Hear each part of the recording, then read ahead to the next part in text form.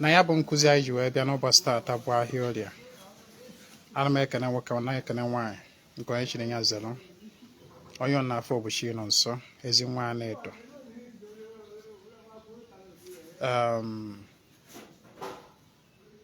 Gịnị mere o ji wee bụrụ na oge nke ahịa na ihe gbasatara amosu bịazie dịka ọkalịrị compared to time of past, compared to like 1,000 years ago, 2,000 years ago, 5,000 years ago, 10,000 years ago, and so on? Why is it that this our generation tend to battle with amosu more than our ancient ancestors? Why? When you go to many religious centers, the major theme, the major topic that is being addressed is amosu. Go to churches, crusade centers, church services on Sundays, and so forth. Majority of their prayer points is to pray against witchcraft, amosu.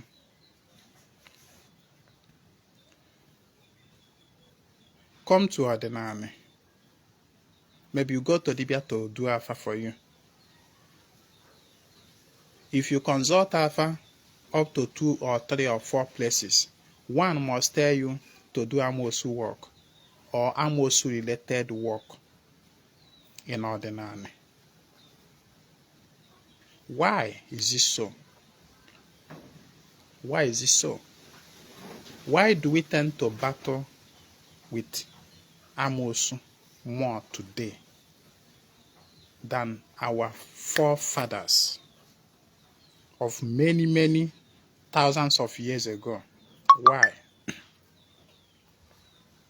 I am not saying that our forefathers of thousands of years ago did not have amosu issues, but it wasn't as rampant as it is today. First of all, you ask yourself, what is amosu? Because when you understand what amosu is, you'll be able to understand how to address it and the solution to it. What is amosu? Amosu is simply what you get when you go against natural order and the principles. That is amosu. Amosu is what you get when you go against natural, that is otu Chukwu okike si welu hibe ife. Otu Chukwu okike, by Chukwu okike I mean the creator of nature. How nature principle is established and organized. The ordinances of nature. Now, when you human being go against it, that is when you have amosu. Now, amosu itself, but spirit in nature that oversees the enactment of these natural principles and order. That is amosu Buddha spirit, those spirits that help, that make sure that these principles established by Chukwu okike are enforced. They are the enforcement agents of Chukwu okike. That is amosu. Amosu in human governance, in human setting, may be considered as the police, and also the task force. The task force, the police. If you break law of the state, they will come after you. You understand? Or when the police, or when the task force, they will come after you. That is simply amosu. Amosu obo ife Chukwu hiberu to make sure that principle o hiberu the established, the enforced. They are the law enforcement agents on the amosu. So when man go against the nature ordinance, the principles Chukwu Okike Hiberu, what happens? Amosu simply comes after you. They come after you.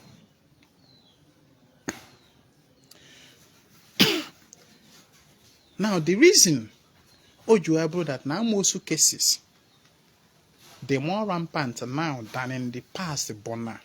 The people of the past were more nature inclined than we today.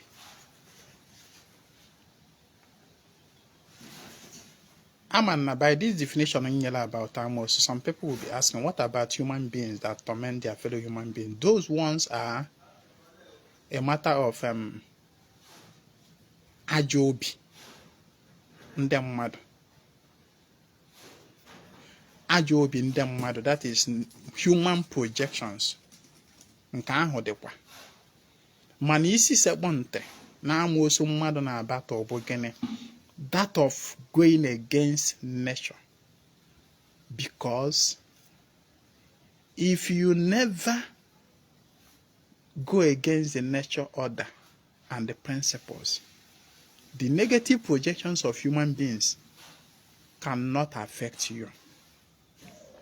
You will be shielded by the same divine justice nature established. You'll be protected. That the reason, Ojuabo, that now a human being can project something of negativity, either by thought, either by emotion, either by spoken words, by deed, against you, and it will affect you, is because you have first of all fallen short in the nature ordinances, in the nature. Now, in the principles of Okike Hiberu, you have first of all turned yourself against it. That is the reason. That was even what first of all attracted that negative projection from human beings. Those human beings that now negatively project things to you are now the agent that nature triggers to make you pay for. You're going against nature. The reason Ojuabo that now today, me and you battle more with Amosu. In fact, as a matter of fact, go about human being nondo, sending a more than today. If you want to survive today, you can actually Amosu, Opeketampe once in a month. It could go me in my past stations. If I say that you are Amosu, Opeketampe once in a month. Now, why is it that in our world of today, we battle with Amosu more than our parents of the past?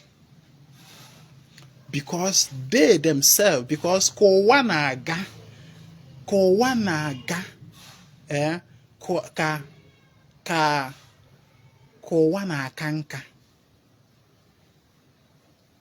And then mana asina agadi one kabanka. Oduka ejira akonia. The more person grow older, the more the person become weaker. So why not near Adewa go weaker? But you know that nature renews herself. Why not near is when I'm kuzi graph, where kuzi graph. Graph ana plot. Ụfọdụ ọgbago enu, ụfọdụ ọgbatuo, ọgbagokwa. That motion, that movement. Now the word I know here have been on the motion of mbatu. Mbatu, that is the plotting of graph. Mbatu. Onwere oge ọ nọbụ n'enu, o wee gbatuo. Our ancestors of the past, like thousands of years ago, 5,000, 10,000, 20,000 years ago, they were at the point of that graph when it was on the apex. From that apex, yeah, we gbatuwe.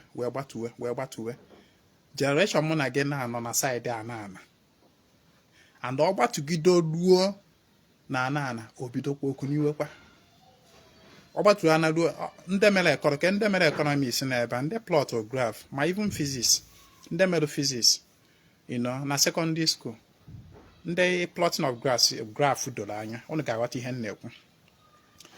Our generation na nọ na ana and ọgbatụgido ruo na ana ahụ obido okwu n'ibe. Like this our generation of awakening. What is awakening? That graph ọgbadagido wee ruo na ana wee nafuo eku n'izi nwayọ. Oye this graph na-agwa ọnụ the universal, the nature graph. O nwere ike from this point to this point we can take here like thousands of years. So the graph is now rising again. Ọ ka na-arise mana ọ ka nọ na ana. Onya this awakening na-enwe. Ọ ka na-arise. Ọ ya rise gidokwa lukpa n'enu na mgbago. When there will be pure consciousness. But the consciousness is trying to rise, but is still contaminated by that density. Some people on water, but just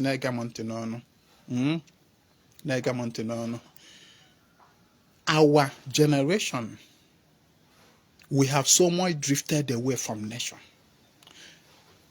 People of the past lived more natural than us.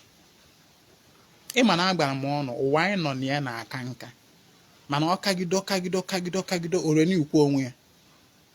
Nature renews herself. Ị na-aghọta? O ireni yowewo from that graph obido gbagoekwa o regain wekwa consciousness. And ịmana ka mmadụ na-aka nka ka ọ na-lose consciousness. Onya mere ifu okenye kalọ nka obia mewe loss of memory. We are in the time in human history where when we have lost the memory of consciousness, spiritual consciousness, anyị akago nka, ụwa akago nka. Imitie somebody kagoro nka, okenye mmadụ kagoro nka rugoro ihe dịka 110, 115, 120, 150. Ịgo na onye ahụ nọrọ ị ga-afụta that na o nwego loss of memory. Memory ya adịwago weak, ahụ ya adịwagokwa weak. Everything is weakening. Onye ihe na-eme anyị na mụ na gị aka na nka, ụwa anyị nọ na ya aka na nka. We are waiting for the renewal.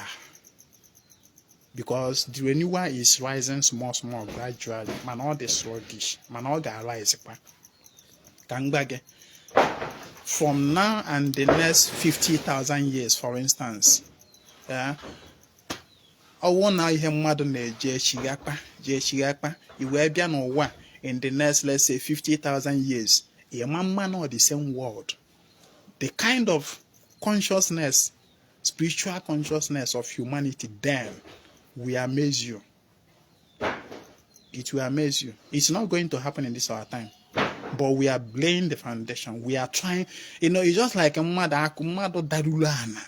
When I sluggishly, na try zeka okunia, na try zeka okunia, kone kunia with ajanine, Juliana, no darunana. You will try now sluggishly kokunia. That is what is happening to us now. And I'm also lower vibrational spirits. They are dense. They are cold. They are all within the family.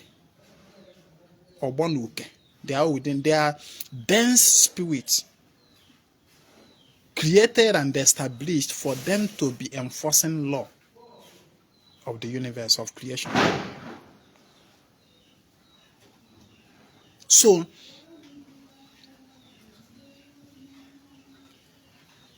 when a human being is very, very low in spiritual consciousness, you are now operating at the level of that amosu. But when your consciousness is raised higher, amosu can no longer reach you. The solution to amosu. Number one, raise your consciousness and amosu will leave you. But that is by the way. The people of the past lived more natural than us. They may see all our generation religion. The people of the past made their religion to be part and parcel of their living. They made their rituals to be part and parcel of their living. Ajahana, should they make it part and parcel of their living? Today, people of the past, they made it part and parcel of their living. That is, I heard that now I know somebody's way of life, and something no if a mad now or golo dear nambo me. They are two different things. There is different that na achu aja maka na mkpa delege. Na achu aja maka na mkpa delege and no nwere ihe chọrọ ka mmụọ mere gị nya ka iji achu aja. Mana people of the past na achu aja because it is part and parcel of their life. Take note of that. They are not the same thing. Onye na-achụ aja maka na mkpa dịrị ya. And onye na-achụ aja maka na all part and parcel of his life. Whether ma mkpa dị ma ọ na mkpa adịghị ọ na-eme. They are two different things. Consciousness fa bụ abụrụ ofu. Today, mụ na gị na-echeta ịchụ aja only when mkpa dịrị anyị.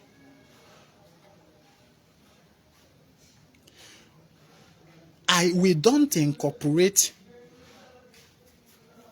our spirituality in our living. We have become more artificial than natural. People of the past, they lived in mud houses, for instance. Can we go there where out? Mud houses, on a job. Leaves were made the roof. A photo that na aja ụpa ahụ eme odudo wee dị ọnọ bụ natural. Onweghị ife a mere na factory. Onweghị something processed. A process gido nature dị na ya pụọ. Eji wee that time. That ọnọ. Mgbe ụfọdụ ewere mkpụrụ akị shell, camel shells. Ewere wee fortify ya doze aja ụpa wee mee odue. If that camel shell is also medicinal, that ajopa is medicinal to the human body. They lived within nature. They consider where they live, what they eat, to be something that is one with their body. That is not one with our hofa, with this their body. And with their soul, they don't eat it. They don't live there. That is what it means to be natural. Natural. Ndị Igbo anụwa na-agba gị that na ha na-live na aja ụpa does not mean that na ha adịrọ wealthy enough ịlụ dịka na anyị na-alụ today. Of course, ọ bụrụ na ị calculate we men of wealth down the human history. Onweghị onye ọbụla nọ n'ụwa kịta asịrị na o nwere ego that can beat people of those past kpala ego. Mere ife a na-akpọ wealth. Who is the richest man in the world today? Check down history. Check down history. The wealthiest man that I've ever lived. He gonna trace history to like 50,000 years ago, 100,000 years ago, 500,000 years ago. No, I keep record on bar. Man, only if I keep record. You will keep a record of wealthiest men that have ever lived since human history. Ị ga-afụta n'ụwa mụ na gị kịta anụwa ndị anụ anyị na-agba na ha dị wealthy na ha nwere ego na o nwere ife fa nwere. Na me dey tell you. O nwere ife fa nwere. They lived in those kind of houses because of what? ha mana ahụ fa anụnwa bụ from aja ka eji were fọm ahụ a, and na ahụ anụnwa anwụkwa ọ nakwa n'aja. So ha mana na aja being purely natural without akụghị anything bụ gịnị? Their body. Na o nwere ihe si n'aja nwere ike ịhụ ọtụ ahụ fa, and ihe ọ na ha na-etinye n'ọnụ, ha na-agba mbọ fụ na ọkwa something do natural that is one with this body of their own, of theirs. Before they eri anything n'ọnụ, they will consider, is this something that is friendly to this body? Nwanne, ị ma na mmadụ iwolu nni dị against anụ ahụ ya rie, ị ma na ọ bụ amosu. That is, irie nni ma na nni anụnwa na ya na ahụ ga-abụrụ ofu, na ahụ gị rejected nni a, iwe were irie, ị ma na that thing constitute amosu to you. Ọkwa maka ife ya bụ a na-ekwu okwu maka amosu. Some people will be pointing at some human being in the village people, my uncle, my aunt. I am telling you now, pop and plain, what constitutes amosu to you. Amosu will be found ya other pasago to anwa mandiandia obia oria obia. I can go just any hobby in them. Your wealth will start dwindling on your amosu. Your wealth will start dwindling. Obosibulu oge no wa nosa. Onye ọbụla nwoke amosu dakwasara otu anụ efu ya, wealth ya mgbe ha na-emeasure wealth by nature possessions, ihe mmadụ nwere, ọkụ mmadụ nwere, ọkụ mmadụ nwere. Onye ahụ o nwere ike, a rich man nwere ike large ụlọ teta jee n'ebe ọkụ ya dụ ọfụ ihe dịka 10 ọkụ died one night, anwụọ one night. Ọ margo na amosu abatana. That was the dịka amosu fa na-afụ mgbe ahụ. And odeke ha odela ana ochokwa ifo ya eme wee bupu mmụọ obute that ọnwụ. But what am I saying now? Today in our world, people intentionally invite the things that are not one with their spirit, with their soul, with their body. And then amosu comes upon them. If the same human being or you are the one that actually see that now all of us living in this world today. I perceive now almost at least once every month. You know the reason? Because we have by ourselves intentionally surrounded ourselves with things that constitute amosu. One woman again being here today is amosu. Because it is anti-nature. We are living inside a house. See, people of the past that lived in nature. When you live in nature and live by nature principles, against you. As no amosu na be a megane na be no. Ọkwọdị onye kpara nkụ ahụ ka mgbere ya abịala ọrụ. Nke ịkpa ha nkụ arụ kedu mgbere na-abịarụ gị ọrụ? Na amosu na-ada gị bụ na amosu ofụrụ something na amosu na ndụ gị wee bịa. That time bụ amosu dị na ndụ gị nke gị nwa na onwe gị intentionally wuru tinye na ndụ gị bụ ife dọtara data amosu.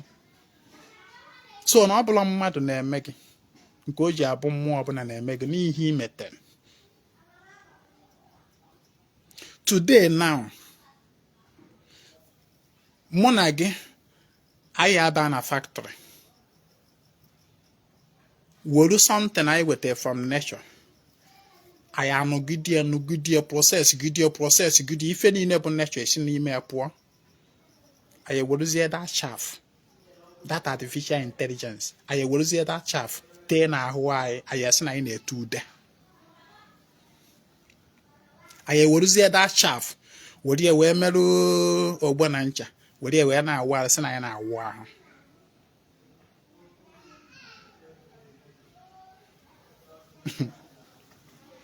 Monagi today now they will do something see from nature process good day process good day will you where again nature don't ya poor I will see the artificial non me will you well on I alone or bidding me something that is not one with your body, something that is that goes against your body, your physical body. Would you go to cement take for example, would you go to cement now? Wo onwe gị n'ahụ ma ọnya onwe gị n'ahụ gbagodo m ka ahụ gị ga-adị mana mụ na gị na-eweru cement gbụa blọk weru cement wụọ concrete lụọ ụlọ bulu ahụ agha dina n'ime data ụlọ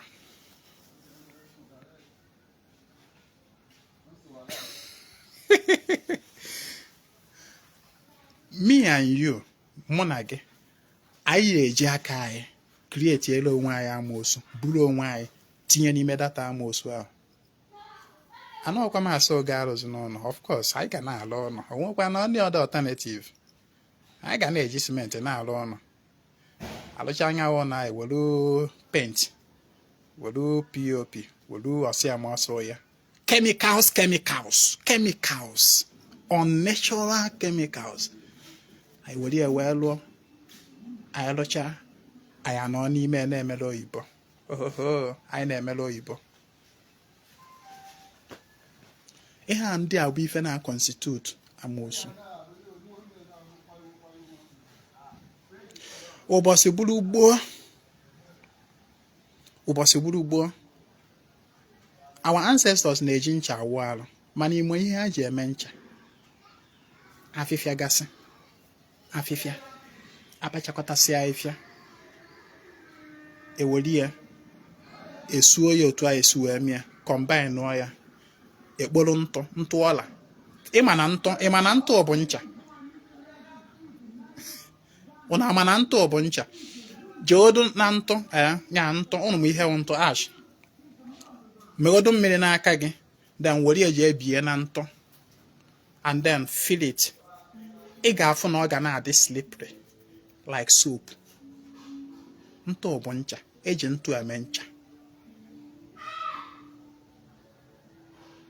nya ka ndị gboo ya emecha otu anụ ewere ya na-asa ahụ and ka mgbe gị ịma na ntụ na-achụ amosu ntụ ash na-achụ amosu. Now imagine somebody na-awụ arụ instead of chemical amụ na gị na-eji tata anụ a were awụ ahụ na-agba onwe anyị ọchụ si na anyị na-asa ahụ somebody ewewuru natural things like that ntụ kpara afịa enwere afịa na-agba ncha ọfịa kparụgasịa ihe ndị ọzọ tinye blend kọta ya ọnụ were ya wee na-eme gịnị wee na-asa ahụ. The person does it not that na chọrọ ịchụ amosu but ọ na-eme as per na ọ bụ nature nya way of life ọ chọrọ na ịsa arụ ọ sị ekedu ncha ma nji asa arụ jeje weta ya ọ naghị eji data ncha asa arụ n'ọka nya na amosu na-enye nso na ka ịchụ amosu ọ na-eme as per na ọ na-live natural life just natural normal otu amụ na gị ya waiche ịsa arụ kịta anụ a whether you are a traditionalist or a Christian or whatever, just you go to ncha just you will hear my case out ka ahụ dịrị onwe gị ọcha otu ahụ na aka such people ndị gboo a o were so onwe ha anụ o were ya na-asara onwe ya ahụ ọ naghị asadata ahụ anọ ka nya chụọ amosu. It's just a natural life ọ na-live but by that nature the person na-eliminate toxins, spirits that are of lower vibrations. On our chopas that amosu. On ya ngwaron that nandi bo they live spirituality as a way of life. But me and you, we live spirituality as religion in our world today. Na mmadụ na ya anọketa cheta ka ewere ife ụfọdụ wee wuo alụ bụ na gịnị ọ chọrọ ịchụ amosu na amosu na-enye nsogbu.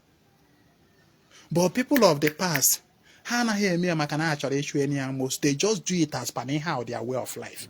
Fa anaghị live on mud house because na ha chọrọ ịdị protected from amosu. No, they just live in that mud house because that is their natural way of living. Natural weather is just like a mmadụ ime ife. Yeah. Ife okike Chiekerie. Ọ naghị eme ya na ka e wee bute ego ka ego wee bịa ka e chụọ amosu ka ego bịa ma ka e wee nụọ di ma ka e wee ọ na-eme ya na ọ bụ a just natural way of life. That is what make difference between us now and them. Unnaturalness onya ihe na-adọtara ya amosu ka e mara ya tata. Unnaturalness. We have so much drifted away from nature. Anyị na-eji aka anyị na-eri poison. Iricha poison ndị abịa. On you notice about that na mgbe ụfọdụ otu anụ a. O nwere ka ihe esi wee lalụ ụla, lụọ nla ị ga-alụ. Ịlọcha datụ nla ahụ teta. Ịda ahụ. Nya ime nightmare. Nightmare. Mebi ebe mmọnwụ na-achụ gị ọsọ, ma nkịta na-achụ gị ọsọ. Ma ọ bụ ị na-struggle ka elepụta from pit ma ọ na-efuru onwe gị na-adaba n'ime pit ma ọ go nwee nka ajọ nla ị ga-alụ otu a na ịlọchara anya eteta ndị abịa na iteta from ọdịka nla ọ dị ahụ ewee bịa normally mụ na gị ga-asị ka nje gbaa afa dibịa gbara m afa ka mmalụ nekwa nlọrụ nọcha ya nwee teta nda ahụ ọ dị abịa achọrọ m ịma ya negative ya bad projection ya ọgwụ agwara agwa achọrọ m ịma onye gwa dị ọgwụ gee ntị data ajọ nla ahụ ịlọrụ data ife ndakpo ahụ ị mere na nlọ nwere ike ịbụ n'iriri n'ọnụ ajọ n'iriri iji aka gị wee ri. O nwere ike ịbụ the material iji wee lụọ ụlọ gị na-ada gị amosu. Material eji wee lụọ ụlọ ebe ibi. Material that is against nature, ahụ mmadụ. Anything that is against this your physical body or that is against your soul, your chi, is amosu. O nwere ike ịbụ n'iriri. I wee rie nni ahụ wee bụrụ ife amosu dọtaziri amosu to you. O nwere ka ọ bụrụ na o nwere mmụọ imejọ nke o ji abụ na o nwere mmadụ iwe ọ bụrụ na o nwere mmụọ ma ọ bụ mmadụ na-achọ gị. No, I just want people to understand that it is the way you live your life that is actually tormenting you. More spirit, more human being that is doing that. Always open a lot of that in law. Ezinwa nwaanyị o ji wee bụ ozi na mụ lọrọ ya na nlọ na mụ fụrụ ya ọbịa na-epres m na mụ lọrọ ya ọbịa nwee mmekọ nwoke na nwaanyị na nlọ nlerizie tetazie ife mmanụ juma ahụ ọnwụ wee bịa biznes wee bido gasaba nke nwanne. Don't be too quick to judge n'ọbụ any human being mere gị. Check godo onwe gị. Why is it that none of some mmadụ so human being na-eme encounter amosu? Why don't anụmanụ na-eri ivulu onwe ha natural n'ime ọfịa in the air? Why don't they complain of amosu? Why is it that it is human being that is always complaining of amosu? Because of what? Those animals are still otu a uchukwu si wee kefe. They are still living like that. No mgbanwe. No so-called nonsensical civilization. Maka ihe mụ na gị ihe na-egbu anyị taata anụnwa bụ ife anyị kpọ civilization. Ị na-aghọta? Civilization.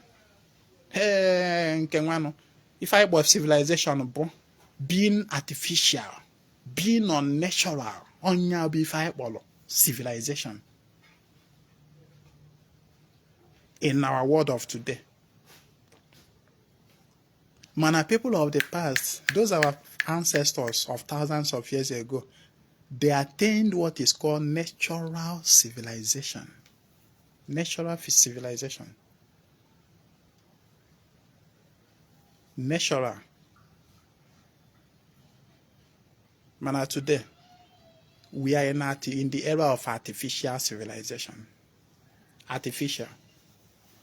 And then, you know, The more man create problem for himself, the more man try to solve the problem that he created by himself.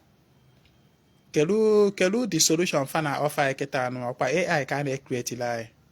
AI that will further see. Na nke ikpeazụ a mụ na gị bụ ewu kada anyị myself. Mụ na gị bụ atụrụ ka kwa anyị myself. We don't know anything. Mụ na gị na-eme nzuzu. Me and everybody watching me here. Ụwa niile anụ everybody living in this world today anyị niile na-eme nzuzu. Including me. Anyị na-eme nzuzu. Anyị na-eji aka anyị create ya amosu. Yes, na complain na amosu na-eme anyị. So no ka ịghọta ife mere amosu ji wee dị rampant today than in the past.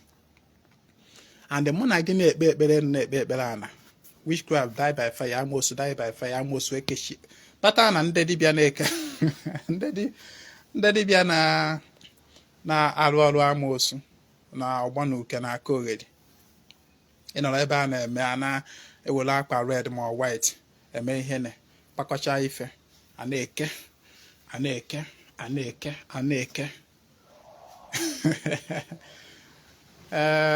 ịma na o nwere nkụzi nyere in the past nkwuru about all these things. You know, it's still the same idea. It's just like in Dutch. Kedu ife a kpọrọ nwoke m anụ a Elon gonna come kpọrọ ya and then I try to prefer solution to human. Nọrọ ebe a jekwa na-create artificial intelligence AI. Ị na-atry ịzọ mmadụ ndụ ka ị na-atry imemina nya igbuzi mmadụ final. Most time the solution will come up to solving certain problem that we created by ourselves rather create more of that problem. The solution we most times use to solve a problem that we created further create more of that problem. Dibịa kịta anụ achọ ịlụrụ gị ọrụ amosu ma ọ bụ ọrụ ọgbọ na ụka kogedi ọkpakọsi ife ọya akpakọ o were akpa black ma white na owu ọ na-eke ọ na-eke ekecha ejenye na ana ma ọ bụ ebupụ ebe ahụ ebupụ. Anọkwa m akọta ọrụ dibịa ibe m mana ihe m na-ekwu ife anụ a na ọdụ ka mmadụ ile nkịta golo enwe ma ọ bụ mmadụ ile enwe goro nkịta. Ofu ife ntukwu ahụ ka ọ ka bụ ofu ife ntukwu ahụ. I'm not here to tell you how to do work. Mana mụ na gị anyị afụgo onwe anyị in the midst of that mess, that bullshit. We are living it. We are living it. Ọkwa Ezinwa ko erishokwa ife a kịta anụ ọ bụrụkwa n'ụlọ simenti na POP na whatever PVC all those chemicals anyị ji arụ ọnụ kịta ọkwa n'ime ekwe ka mma alarụkwa n'abalị. We have found ourselves in that circle, in that vicious circle, in that loop, in that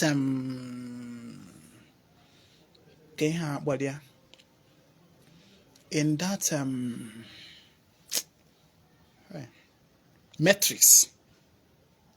We have to go in the midst of that matrix, you know.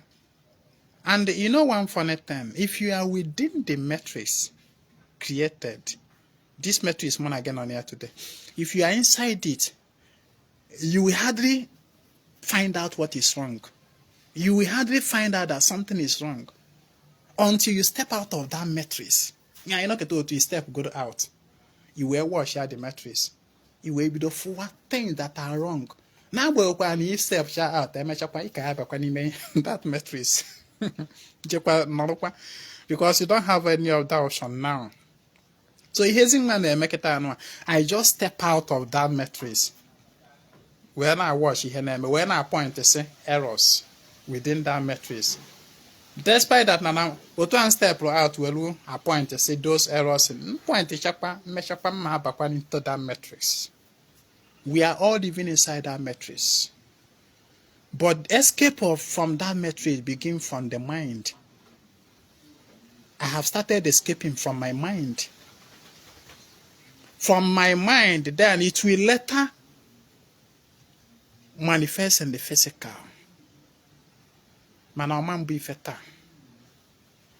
Like I said, in the plotting of that graph, if the graph is all to go down, down, down. We're not for a try go kunikwa, go where baguepa. Man, for like going out on Anna. What a chacha and Ajajia. Or measure where sluggishly, when I met go kunia. Or never make go kunia. With Ajani now, dear now. Sluggishly, man, I make a time just money like that was born. Sluggishly, with Ajani now, dear now. Obiodu, Okuni go to Colon, or be a teacher go daja dear now. O teacher wacha, or where be about gobe. That is a process, man, again, not today. Oh, now this awakening, I just now awakening. I don't know like him. Anya atụla na agwọtị blood na atụla na mụ na gị anyị tụrụ onwe anyị na kemgbe na agwọtịgharị na agwọtịgharị, but suddenly we just realize ọkwa na ka na efe na agwọtịgharị onwe m. What is happening? No, I have to rise. And then sluggishly we now started rising. We are now started rising. We are now awakening. That's not global awakening. We are now awakening. That's not age of information. We are now awakening, you know. But we are all awakening with Aja July na home. Atete July na home. Atete kankon, Aja kankon. I gave go those who teachers go do that Aja. Teachers go do, second go da why we be say na where man go there by na go. We are still in that process of unkuni. I teacher about go da why self. We are still within that matrix. But sometimes somebody got to step out of that matrix to observe that matrix and point out the errors in that matrix, and that is what I'm doing. I am pointing the errors in the matrix. We should find a way to heal ourselves. If not, monarchy ya should get away the amosu. Can beg no one can wine on here. A month to gamma amosu. Your life can never be healthy. Because of what? Me and you live inside amosu. Me and you live inside things that attract amosu. Amosu I believe mmadụ na-eme gị. Ọbụla mmadụ na-eme gị amosu. Amosu bụ ife ifuru onwe gị na. Amosu bụ ife nke nwa created. Ni na-eri ọnya na-eme gị amosu. Ebe na afụta onwe gị, nya na-eme gị amosu. Ife ị na-etinye n'ahụ gị, nya na-eme gị amosu. Even akwa iyi na ahụ se nwere ike ime gị amosu. Artificial hair ibu n'isi na-eme gị amosu. Artificial o nwere ndị bụ ịfụfa na-egodofa from head to toe. More than 60% of ahụfa bụ artificial.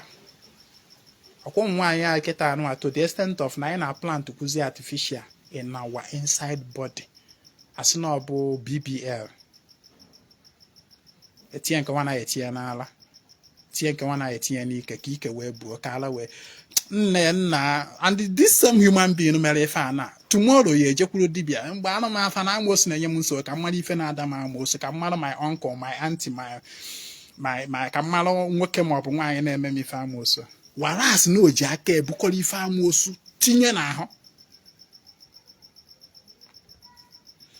Agwara m gị in the definition of Ezinwa Anaedo, what is amosu? Amosu is simply when a human being stop living natural. That is amosu. When you stop living 100% natural, when you start going against the natural ordinances and the principles, amosu abia. So check is the end again. If one among I get draw free from amosu and keep bazo. And they can beg most of them lying Allah. In your astral world, in your dream world, all these amosu be finally manifested there. nni na-eri bụ ife na-manifest there. Ife ị na-etinyesi n'alụ bụ ife na-manifest there. Enu akwa ebe ị na-alarụ bụ ife na-manifest there in your dreams. Your dream, each time you have a bad dream, just know that your environment is so unclean and unnatural. Your body, your environment. Begin to live natural. Begin to live free from artificiality. Eat more of natural food. Food then with direct from nature. Will you tinye n'ọnụ? Will you tinye n'ọnụ? Oh, onye from ka na-ata ife mgbọsị anụ. Osimezi ma ife na-akpalụ direct na-ata. Ị na ha asa ya mmiri. Nsi nne. Ọ bụrụ ọkwanụ na-asala ya mmiri wee taa bụ ife bụ okwu. Ọ bụrụ na-asala dị ife mmiri wee ụmụ ewu, ụmụ atụrụ, efi, onye na-asala fa ife fa na-ata mmiri. Gbọ. Onye na-asala fa ife fa na-ata mmiri. Yet fata chef adị healthy.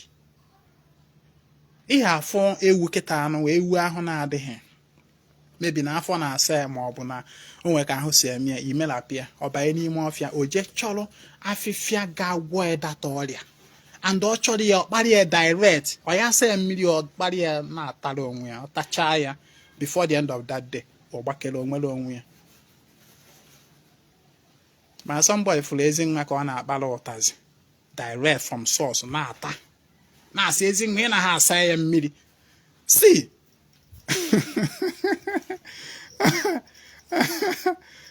Onye ọcha ị na-eme oyibo. Asọkwa see. Kedu ihe na-akọ edede fasef? Eat more of natural food. Food that are one with your body. Stop eating factory processed food. Ahụ ga-anụ ọ bụrụ na factory ka alụ ya. Those factory processed food ị na-eri bụ ife na-adaghị amosu. Hear it from me today. Chọgharịdebe onye na-adaghị amosu. And chọdewe dibịa agbara gị afa gbago ife na-emeghe amosu. Just ye chụọ aja amosu. Ị need dibịa agbara gị afa tupu ịma na ị ga-achụ aja amosu n'ụwa anyị nọ na ya. Ị na-aghọta ihe m na-ekwu? So mmadụ abịazikwana m n'ịmbọsụ mbọsị ọzọ sị m Ezinwa biko gbara m afa amosu na Adam. Amosu they depress me. They depress me. Check yourself. Malu way that you have been drifting so far away from nature. Bife na-ebutere gị amosu. Mana dịka Ezinwa zikwa wee gwago. Ọkwa mụ na gị nọ into that matrix. We are all there together. We are within the matrix together. But begin to liberate yourself mentally first. I'm na people when I watch this video will be expecting Ezinwa nke a na-ekwu topic here bụ ife gbasara amosu. Let me go and listen go. Can marry for ya whole solution to amosu. Amosu emena muncha. All this witchcraft they do me that. Hey, all this witchcraft, all this my village people, all this pointing accusing figure. Onye ni na-emema amosu. Onye ni. Nna ọ bụ ife itiri na alụ gị. Ọ bụ ife iji aka gị wee kote na-emega amosu. Ọ bụ mmadụ na-emega amosu.